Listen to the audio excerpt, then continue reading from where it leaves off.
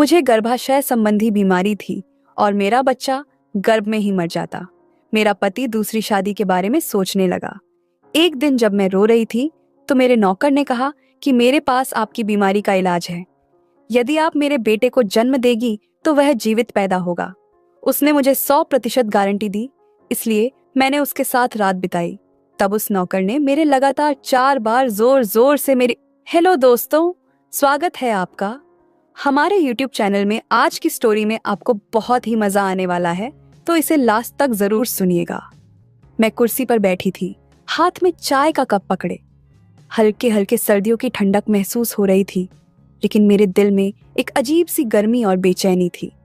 चाय की भाप मेरे चेहरे तक उठ रही थी, लेकिन मेरे भीतर एक ऐसा आंसुओं का सागर था जो मानो फूटकर बहने को बेताब था। मेरे पास सब कुछ था, दौलत, शोहरत, एक बिजनेसमैन पति, और वह सब कुछ जो बाहर से किसी को मेरी जिंदगी पर रश्क करने के लिए काफी होता। मैं खूबसूरत थी, अपने समाज में एक आइकॉन मानी जाती थी, लेकिन इन सब के बावजूद मेरे अंदर एक गहरी खालीपन थी, एक ऐसी कमी जो हर सुख को फीका बना देती थी। मेरी जिंदगी का सबसे बड़ा दुख यह था कि मैं मां नहीं बन पा रही थी। जब भी मैं गर्भवती होती, 6 महीने बाद ही मेरा बच्चा गिर जाता। इस त्रासदी को मैंने बार बार झेला था। मेरे पति ने मेरा हर तरह का इलाज करवाया। डॉक्टर, हकीम, वैद्य, हर किसी के पास हम गए, लेकिन हर बार नतीजा वही निकला। उस दिन मैं अपनी सोचों में डूबी हुई थी। मेरे मन में हजारों सवाल घूम रहे थे। क्या मेरी जिंदगी में कभी यह अधूरापन खत्म होगा?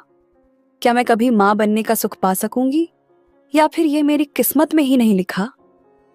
अचानक किसी की नजरों की तेज चमक ने मुझे हड़बड़ा दिया। मैंने अपनी आंखें उठाकर देखा। सामने शीशे के गमले साफ करता हुआ हमारा नया नौकर खड़ा था। उसकी आंखें सीधे मुझ पर टिकी हुई थीं। वह इस तरह मुझे देख रहा था मानो मेरे अंदर तक झांक लेना चाहता हो। जैसे ही मेरी नजर उस पर पड़ी, वह झेंप गया। उसने फौरन अपनी नजरें झुका ली और फिर से गमले को साफ करने में लग गया। लेकिन उसकी आंखों में जो कुछ था वह मुझे बेचैन कर गया। क्या वह मेरी तकलीफ को समझ गया था, या फिर उसने सिर्फ यूं ही देख लिया था? कुछ दिन पहले ही हमारा पुराना नौकर काम छोड़कर चला गया था, और उसके बाद मेरे पति ने नया नौकर रखा था। वह नौकर लगभग 25 से 26 साल का था और घर के छोटे मोटे कामों के साथ साथ ड्राइवरी भी करता था। मेरे पति ने उसे खासकर मेरे कामों के लिए रखा था। मुझे जहां भी जाना होता, वही नौकर मेरी गाड़ी चलाने और मुझे साथ लाने का जिम्मा निभाता था। शुरुआत में मुझे इस बदलाव में कोई खास फर्क नहीं महसूस हुआ था, लेकिन जल्दी ही मैंने एक अजीब बात महसूस की। जब मैं गाड़ी की पिछली सीट पर बैठी रहती, तो वह नौकर बहाने बहाने से मुझे घूरता रहता। मुझे पता था कि वह जानबूझकर मुझे देख रहा था, लेकिन जैसे ही मैं उसकी तरफ देखती, वह फौरन अपनी नजरें घुमा लेता। मैं नहीं समझ पा रही थी कि यह उसकी नजरें मेरे प्रति क्यों बदल रही थी, या फिर मैं किसी और वजह से ही उसे बेचैन कर रही थी। लेकिन यह स्थिति मुझे और अधिक असहज करने लगी थी, खास तौर से जब मेरे पति के साथ घर में होने वाली बातचीत बढ़ी। मेरी बीमारी ने उसे मुझसे दूर कर दिया था। वह मुझसे तंग आ चुका था। मेरी यह परेशानी, बार बार गर्भपात होना, उसे भी मानसिक और भावनात्मक रूप से थका चुका था। हम दोनों के बीच अब वह प्यार और समझदारी नहीं रही थी जो पहले हुआ करती थी। वह ज्यादा देर तक मेरे साथ नहीं रह पाता था, और घर की बातों में भी कुछ न कुछ उलझन रहती थी। मेरे पति को मेरे इस हालात के चलते गुस्सा और परेशानी होने लगी थी, और मैं महसूस कर रही थी कि अब वह मुझसे बेजार हो चुका था। मुझे अपनी ही असहाय स्थिति पर घिन महसूस होती थी। एक ऐसी महिला जिसके पास सब कुछ था, दौलत, सौंदर्य, अच्छा पति, फिर भी वह बच्चा नहीं जन्मा सकती थी। मैंने महसूस किया कि दुनिया मुझसे दूर हो रही थी। जब भी मैं किसी पार्टी या महफिल में जाती, खासकर महिलाओं के बीच, तो मुझे महसूस होता कि वे मुझसे दूर हो जाती थी। मुझे ऐसे महसूस होता जैसे मैं कोई अछूत हूँ। खासकर प्रेग्नेंट औरतें मुझे ऐसे देखती जैसे मैं कोई डायन हूँ जिससे उनका बच्चा मर जाएगा। मुझे पता था कि लोग मुझे इसीलिए बर्दाश्त करते थे क्योंकि मेरा पति एक बड़ा बिजनेसमैन था। उसकी पहचान और पैसे के कारण लोग मुझे नजरअंदाज नहीं कर सकते थे। लेकिन सच ये था कि मेरी बीमारी और बार बार होने वाले गर्भपात ने मुझे समाज से दूर कर दिया था। लोग मुझसे बात तो करते थे लेकिन दिल से नहीं। वे सिर्फ मेरे पति के पैसे और तात्कालिक फायदे के लिए मेरे पास आते थे। जब भी मैं किसी पार्टी में जाती, मुझे साफ महसूस होता था कि औरतें मुझसे ठीक से बात नहीं करती थीं। वे मुझसे दूर दूर रहने की कोशिश करती थीं, जैसे मेरा होना उनके लिए किसी मुसीबत का कारण हो। सबको यह पता था कि जब भी मैं गर्भवती होती, 6 महीने के बाद मेरा बच्चा गिर जाता था। यह किसी औरत के लिए बहुत बड़ी परेशानी होती है। जब एक औरत अपने पेट में अपनी औलाद को महसूस करती है, उसकी धड़कनें और उसकी हलचलें, तो वह उससे गहरे रिश्ते में जुड़ जाती है। फिर जब अचानक वह सब कुछ खो देती है, तो यह उसके लिए बहुत दर्दनाक होता है। यह दर्द शारीरिक ही नहीं, मानसिक और भावनात्मक भी होता है। औरत के लिए यह स्वीकार करना मुश्किल होता है कि वह अपनी संतान को जन्म नहीं दे सकती। बार बार ऐसा होने से आत्मविश्वास भी खत्म हो जाता है। मैंने अपने आंसू पोंछे और हाथ में रखा खाली कप टेबल पर रख दिया। घर में करने के लिए मेरे पास कोई काम नहीं था, क्योंकि हर काम के लिए नौकर थे। इसीलिए मैं हमेशा अपनी ही सोच में खोई रहती थी। रात को जब अजय घर आता तो मेरा चेहरा देखकर उसके माथे पर चिंता के निशान दिखने लगते थे। अजय मेरे बाबा के साथ काम करता था। मैंने उसे पहली बार मेरे बाबा के ऑफिस में देखा था, और फिर मेरे बाबा ने ही इसे मुझसे शादी के लिए कहा। इस पर अजय को कोई ऐतराज नहीं था। हम दोनों की शादी को 8 साल हो गए थे। इस समय में मैंने 4 बार गर्भ धारण किया, लेकिन हर बार मेरा बच्चा गिर गया। अजय ने मेरे इलाज के लिए हर कोशिश की, कोई भी तरीका नहीं छोड़ा। मुझे विदेश भी लेकर गया, लेकिन मेरी बीमारी का कोई इलाज नहीं मिला। अब तो अजय भी मुझसे परेशान रहने लगा था।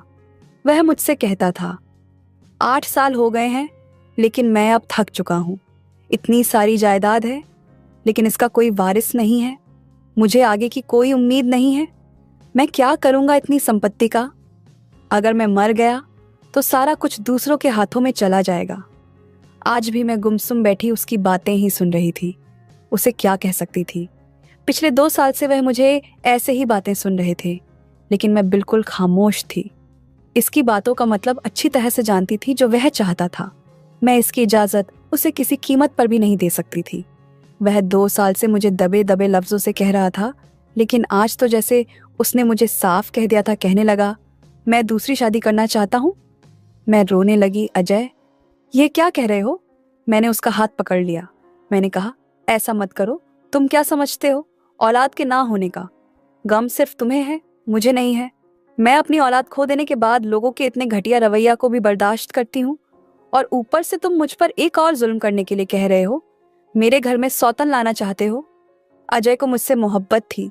शायद यही वजह थी कि पिछले 8 सालों से वह मुझे यह बात कहते हुए कतरा ही रहा था। लेकिन वह था तो एक आदमी ही, और वह कुछ भी कर सकता था। मैं अपने घर में किसी भी दूसरी औरत को बर्दाश्त नहीं कर सकती थी, ना ही अपना पति किसी के साथ बांट सकती थी। मुझे बस इसी बात का डर था। वह कहने लगा कि तुम औरतों के पास यह प्लस पॉइंट है कि जरा सी बात पर रोकर अपना दिल का बोझ हल्का कर लेती हो। लेकिन बताओ, मैं क्या करूं? मुझे औलाद चाहिए, वह भी हर हाल में। मैंने अगर और साल बर्बाद कर दिए तो और मुश्किल हो जाएगी। मैंने कहा, अजय, तुमने जैसा चाहा मेरा इलाज करवा दे। आ रहे हो, अभी जो चाहे कर लो। मैंने कभी इनकार तो नहीं किया, लेकिन मुझे इस तकलीफ में मत डालो। इस बार उन्होंने अपना हाथ मेरे दोनों हाथों से खींचा और उठकर बाहर चले गए। मैं पूरी रात रोती रही। सुबह मेरी आंखें बहुत ज्यादा सुजी हुई थी। अजय मेरे उठने से पहले ही जा चुके थे। मैं कमरे से बाहर आई तो नौकरानी मुझे नाश्ते का पूछने लगी। मैंने कहा, मुझे कुछ नहीं खाना, बस 1 कप चाय दे दो। मैं हॉल के सोफे पर ही बैठ गई थी, जहां वह नौकर शीशे की टेबल और गमले को कपड़े से साफ कर रहा था, और मेरी आंखें देखकर कहने लगा कि आपको कोई मसला है, आपके साथ कोई परेशानी है, आप क्यों हर वक्त इतनी उदास रहती हैं? मैंने अजीब अंदाज से उसे देखा। मैंने कहा, अपने काम से कम रखो। मैं कैसी हूँ, कैसे नहीं, तुम्हें कोई जरूरत नहीं है इस बात में इंटरेस्ट लेने की। उसने अपने कंधे उचका और गहरी सांस ली। दोबारा से गमला साफ करने लगा। नौकरानी ने मेरे सामने चाय का कप रख दिया और फिर चली गई। मैंने चाय का कप पकड़ा और पीने लगी। तभी वह कहने लगा, मर्जी है जी आपकी, लेकिन अगर आप किसी से अपना गम बता दें तो हो सकता है ना आपकी परेशानी दूर हो जाए। उसकी यह बात मुझे चौंका गई। मुझे हैरानी हुई कि वह कैसे जानता था कि मुझे क्या परेशानी है, जबकि उसे तो अभी 1 महीना ही हुआ था घर में काम करने आए। फिर मैंने सोचा कि शायद घर में इतने सारे नौकर नौकरानियां हैं, किसी ने मुझे लेकर बात की होगी।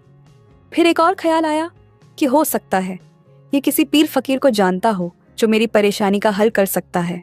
मैंने उससे कहा, इधर आओ, जरा मेरी बात सुनो। मेरा यह कहना था कि शायद वह पहले से ही इस बात के इंतजार में था।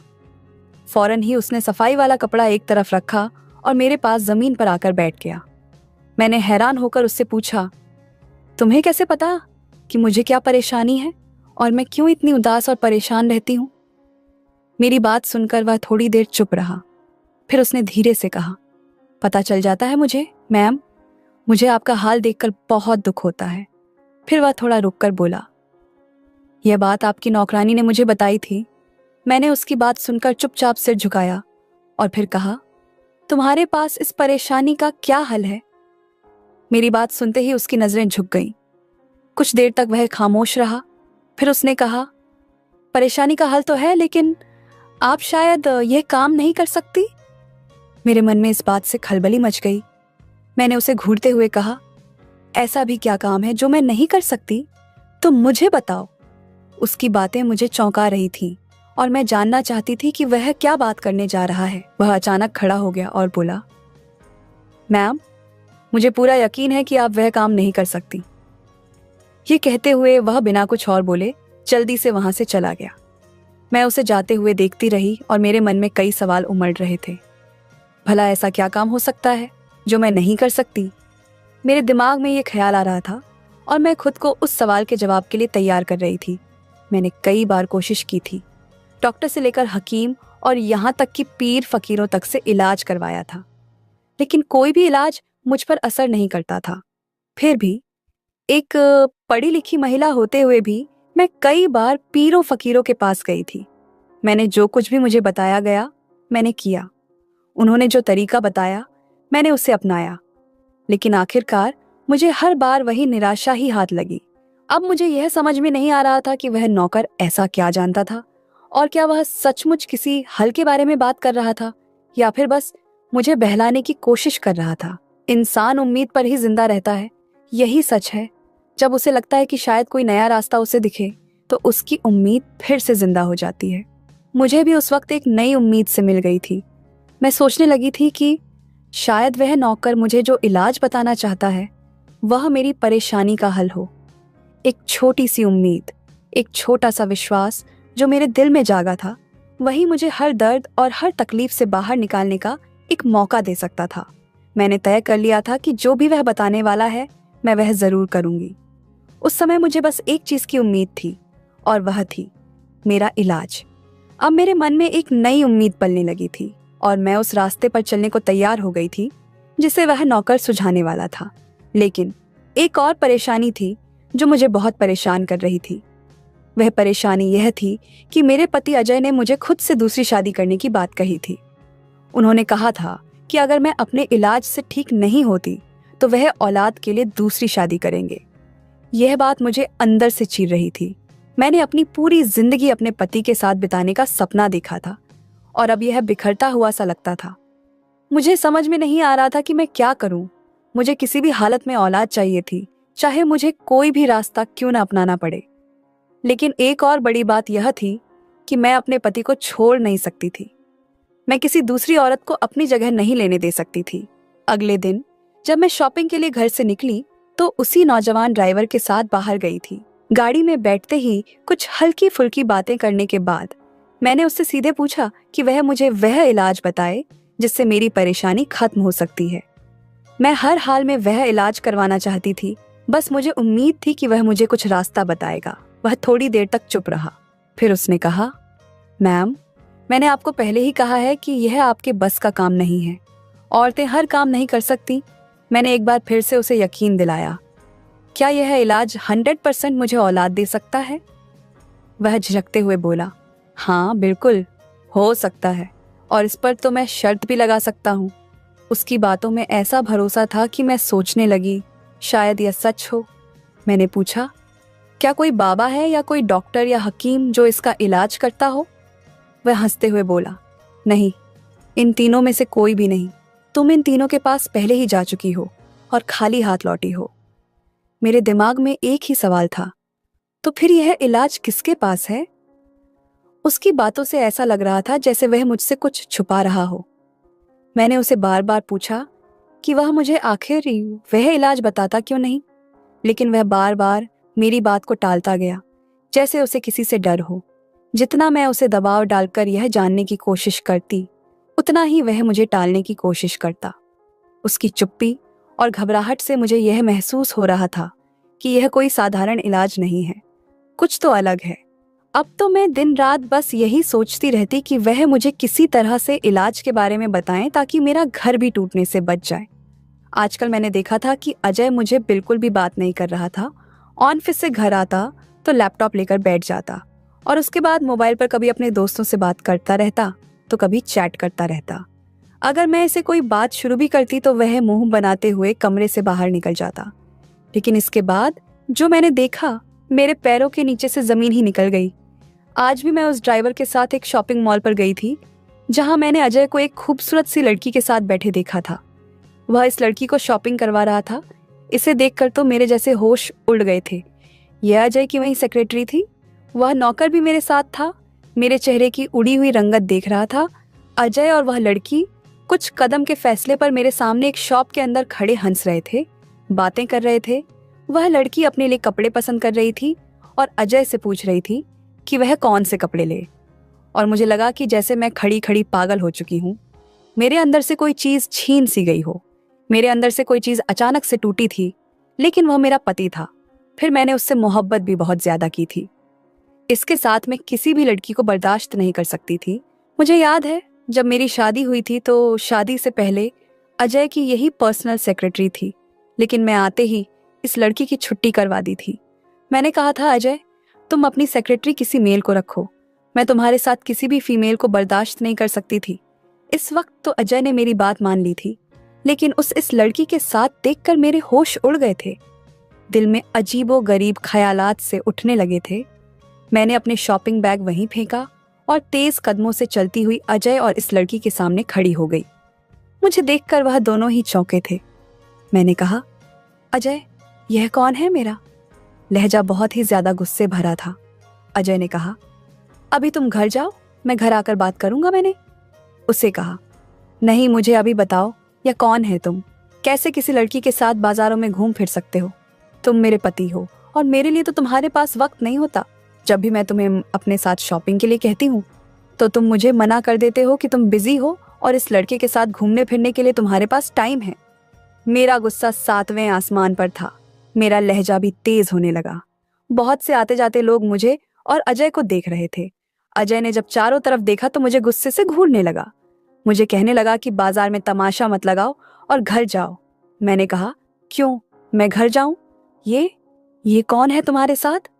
तुम इसे नौकरी से निकाल चुके थे। फिर इस लड़की को गुस्से से कहा कि निकलो तुम यहाँ से, और अगर दोबारा तुम अजय के साथ नजर आई तो मैं तुम्हारा गला दबाकर तुम्हें जान से मार डालूंगी। मुझे ना तो अपने गुस्से की परवाह थी, ना इस बात का होश था कि मैं इस वक्त ऐसी जगह पर खड़ी हूं जहां लोग मुझे देख रहे हैं। मुझे तो बस वह लड़की अजय के साथ खड़ी हुई बर्दाश्त नहीं हो रही थी। मेरी बात सुनकर वह लड़की फौरन से वहां से चली गई। इसके बाद अजय ने मुझे बाजू से पकड़ा और मुझे मॉल से बाहर ले आया। वह नौजवान लड़का भी हमारे पीछे पीछे आने लगा। अजय ने मुझे गाड़ी का पिछला दरवाजा खोलकर अंदर की तरफ धकेल था और खुद ही मेरे बराबर में बैठ गया और इस लड़के से कहने लगा, गाड़ी चलाओ। वह चुपचाप गाड़ी चलाने लगा। मैं रोने लगी। मैंने कहा कि अजय, मैं तुम्हें किसी कीमत पर दूसरी शादी नहीं करने दूंगी। अजय मुझे जहर भरी नजरों से देख रहा था और गुस्से से कहने लगा कि तुमने पहले ही मेरा शॉपिंग मॉल पर बहुत तमाशा बना दिया है। गाड़ी में चुपचाप बैठी रहो, वरना यह ना हो कि मेरा तुम पर हाथ उठ जाए।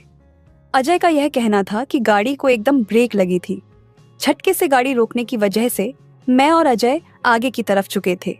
अजय इस लड़के से कहने लगा, क्या तुम पागल हो गए हो? गाड़ी क्यों रोकी है तुमने? वह पीछे पलटकर देखने लगा। कहने लगा, साहब जी, औरत से ऐसी बातें नहीं करते मैडम। परेशान हैं आप, उन्हें आराम से भी समझा सकते हैं। मैं यह नहीं समझ पा रही थी कि इसने अजय से ऐसा क्यों कहा। यह मेरा और अजय का मामला था। वह कौन होता है? यह सब कहने वाला यही हाल अजय का भी था। इससे पहले ही मुझ पर गुस्सा था और नौकर से कहने लगा, अपनी औकात मत भूलो, तुम मुझे सिखाओगा कि मुझे अपनी बीवी से कैसी बात करनी है। अपने काम से काम रखो और गाड़ी चलाओ। वह लड़का भी काफी गुस्से में था। उसने इस बार बड़ी तेज स्पीड में गाड़ी चलाई थी। जैसे ही हम बंगले के अंदर दाखिल हुए, अजय मुझे कमरे में ले गए। कहने लगे, क्या चाहती हो तुम? अगर तुमने ऐसा ही तमाशा लगाए रखा तो मैं सचमुच शादी करके किसी लड़की को यहाँ ले आऊंगा। मैंने कहा कि मत भूलो कि जिस जायदाद पर तुम इतना अकड़ रहे हो, यह सब मेरी है। यह बिजनेस मेरा है, यह बंगला भी मेरा है। आज तक मैंने अजय से यह बात नहीं जताई थी, लेकिन अब जता रही थी। मैंने कहा, तुम शायद भूल चुके हो कि तुम मेरे बाबा के साथ काम करते थे। मेरे मुंह से सुनकर वह कहने लगा कि बड़ा घमंड है तुम्हें अपने पैसे पर, इस घर पर। फिर वह मेरे पास आए और चिल्लाकर कहने लगे, तुमने मुझे दिया ही क्या है? एक औलाद तक तो तुम मुझे दे नहीं सकती। तुम्हें अपने पैसे पर इतना ही घमंड है तो ठीक है, मैं तुम्हें तलाक देता हूँ। यह सुनकर तो मुझे लगा कि मुझ पर किसी ने आसमान गिरा दिया हो। मैं अजय से कोई भी उम्मीद कर सकती थी, लेकिन तलाक की तो हरगिज नहीं। मिनट में ही उसने मुझे तलाक दे दी और चला गया। कहने लगा, संभालो अपना घर और अपना कारोबार में भी देखता हूँ। तुम कैसे सब कुछ संभालती हो? मुझे पैसों की कमी नहीं है, मैं बहुत पैसे बना चुका हूँ। यह कहकर वह घर से निकल गया और मैं यूं खड़ी थी जैसे कोई पत्थर की मूरत हो। मुझे सदमा ही बर्दाश्त नहीं हुआ। मैं वहीं गिर के बेहोश हो गई। जब मुझे होश आया तो मैं अपने बेड पर लेटी थी और डॉक्टर मुझे चेक कर रहे थे। वह नौकर और घर की नौकरानी भी मेरे कमरे में मौजूद थे। डॉक्टर ने मुझे होश में देखा तो पूछने लगे कि आपको क्या हुआ था। मैं इसे क्या बताती कि मैं क्या खो चुकी थी। मैंने कोई जवाब नहीं दिया। डॉक्टर कुछ दवाई लिखकर कहने लगे कि यह दवाई मंगा लो, आप ठीक हो जाएगी। डॉक्टर घर से जा चुके थे। इस लड़के ने इस घर की नौकरानी से कहा कि मैडम के लिए फ्रेश जूस लेकर आओ। वह नौकरानी भी कमरे से बाहर निकल गई। वह लड़का चलता हुआ मेरे पास आ गया। कहने लगा, मुझे पता है आप बहुत बड़े सदमे से गुजर रही हैं। यह बात सुनकर मैंने हैरत से उसकी तरफ देखा था। वह कैसे जानता था? क्योंकि जो बातें अजय ने मुझे कही थी वह कमरे में कही थी। मैंने कहा कि तुम ये सब कैसे जानते हो? मेरा लहजा बिल्कुल टूटा हुआ सा था। कहने लगा कि मुझे आपकी फिक्र थी, इसलिए मैं लच में आ गया था और आपके कमरे के पास खड़ा हो गया था, क्योंकि साहब जी भी गुस्से में थे और आप भी। मुझे डर था कि साहब जी कहीं आप पर हाथ ना उठाए, इसलिए आपके बीच होने वाली बातें मैं सुन चुका था। मैं रोने लगी। मैंने कहा, अगर मेरी औलाद होती तो अजय मुझे कभी ना छोड़ता। वह कहने लगा कि अगर आप इलाज कराए तो आपको औलाद हो सकती है। मैंने कहा, अब मैं क्या करूंगी? कैसे इलाज करवाऊंगी और किसके पास जाऊंगी? अजय ने तो मुझे तलाक दे दिया है। वह थोड़ी देर चुप रहा, फिर उसने कहा, आप मुझसे शादी कर लें, आपको आपके हर सवाल का जवाब मिल जाएगा और औलाद भी मिल जाएगी। ये सुनकर मैं हैरान रह गई। पहले जब मैंने उससे इलाज के बारे में पूछा था तो वह हमेशा इनकार करता रहा था। अब जब अजय ने मुझे तलाक दे दिया है तो वह कह रहा था कि अगर मैं उससे शादी कर लूं तो मुझे औलाद भी हो जाएगी। मेरे सिर में उसकी बातों का गूंजने लगा था। क्या यह सच हो सकता था? मेरी पूरी दुनिया जैसे उलझ सी गई थी। मैंने उसे कमरे से बाहर भेज दिया, लेकिन पूरा दिन यही सोचते हुए बीत गया कि क्या यह सही होगा? अगर मैं उसकी बात मान लूं तो क्या मुझे औलाद मिल सकती है? गुस्से में आकर अजय ने मुझे तलाक दे दिया था, लेकिन अगर यह लड़का सही में मुझे औलाद दे सकता है तो शायद कोई हर्ज नहीं होगा। अगर मुझे औलाद मिल गई तो मैं उससे तलाक ले लूंगी और फिर से अजय से शादी कर लूंगी। अजय को भी तो सिर्फ औलाद चाहिए थी, और अगर वह मुझे मिल जाती तो वह मुझे अपना लेंगे, क्योंकि उनकी चाहत वही थी। लेकिन इस सब के बीच मुझे एक सवाल परेशान कर रहा था। क्या मुझे सच में इस लड़के पर भरोसा करना चाहिए और उसकी शर्त माननी चाहिए? मैंने इस नौकर से कहा, मुझे तुमसे शादी करने में कोई दिक्कत नहीं है। ये सुनकर वह खुशी से झूम उठा। उसी शाम मेरी शादी रोहन से हो गई थी, जिसका नाम आज मुझे पहली बार पता चला। मैं बहुत ज्यादा तैयार नहीं हुई थी, क्योंकि यह मेरी कोई ख्वाहिश नहीं थी, बल्कि यह तो एक मजबूरी की शादी थी। रात को जब वह मेरे कमरे में आया तो मेरा दिल तेजी से धड़कने लगा, लेकिन यह डर की धड़कन थी, मोहब्बत से नहीं। एक औरत के लिए अपनी जिंदगी में किसी दूसरे आदमी को शामिल करना शायद बहुत मुश्किल होता है, और मैं भी उसी दर्द और परेशानी से गुजर रही थी। बस वह अपना हक मुझसे वसूल चुका था और मुझे उस रात सब कुछ अजनबी सा महसूस हो रहा था। लेकिन हैरत तब हुई जब 1 महीने बाद ही मुझे एहसास हुआ कि मैं प्रेग्नेंट हूँ। यह मेरे लिए खुशखबरी थी, लेकिन फिर वही डर सता रहा था कि कहीं 6 महीने बाद फिर से मेरा बच्चा गिर ना जाए, जैसा हमेशा होता आया था। लेकिन इस बार ऐसा नहीं हुआ। मैंने एक बेटे को जन्म दिया। मैं बहुत खुश थी, लेकिन फिर से वही सवाल मेरे दिमाग में चलने लगे थे। आखिर उसने मुझसे ऐसा क्या किया कि इस बार मुझे एक जिंदा बच्चा हुआ है? क्या यह उसकी कोई क्योंकि या किसी तरह की चाल थी? क्या मुझे इस बात पर यकीन करना चाहिए कि रोहन ने सच में कुछ किया था, या फिर यह सिर्फ एक इत्तेफाक था? मैंने रोहन से इस बात का जिक्र किया तो वह मुस्कुराकर कहने लगा, आपको औलाद चाहिए थी, वह मिल गई है, तो फिर क्यों परेशान हो रही हैं? उसकी बातें सुनकर मेरा दिल और भी ज्यादा उलझन में पड़ गया।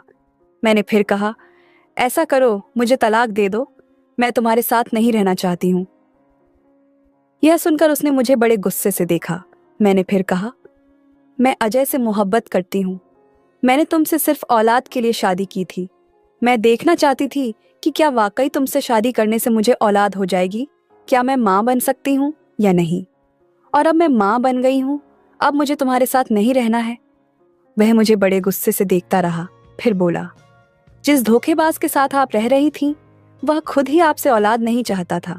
हर 6 महीने बाद वह आपको ऐसी दवा देता था जिससे आपका बच्चा खत्म हो जाए। यह सुनकर मैं हैरत से उसे देखने लगी। मैंने कहा, तुम झूठ बोल रही हो? वह कहने लगा, मैं सच कह रहा हूँ।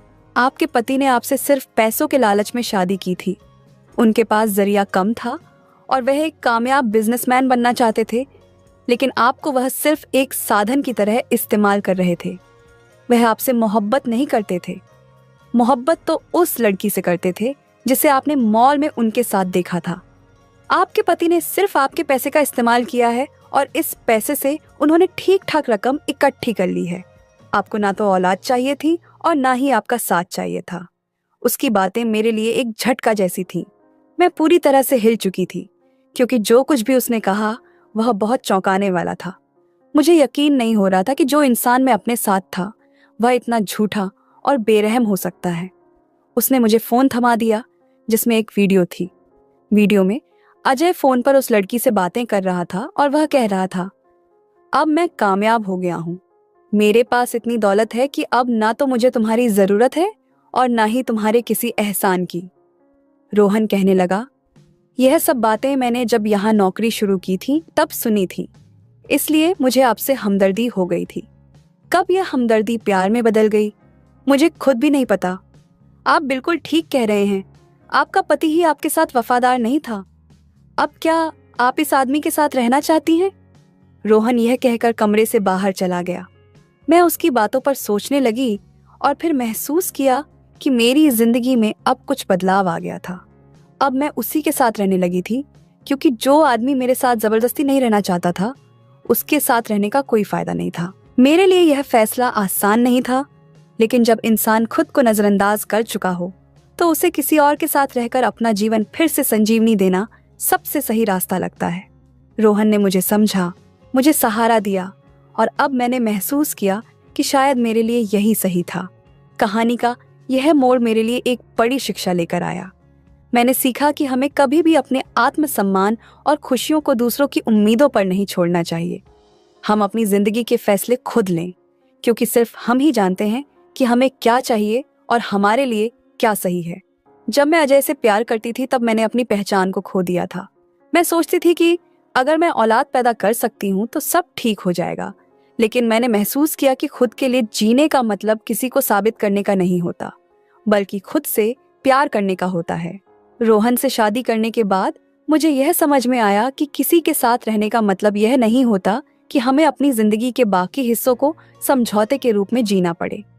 हमें अपने हक में फैसले लेने का अधिकार होता है और हमें उन फैसलों पर अडिग रहना चाहिए जो हमारी खुशियों के लिए बेहतर हों।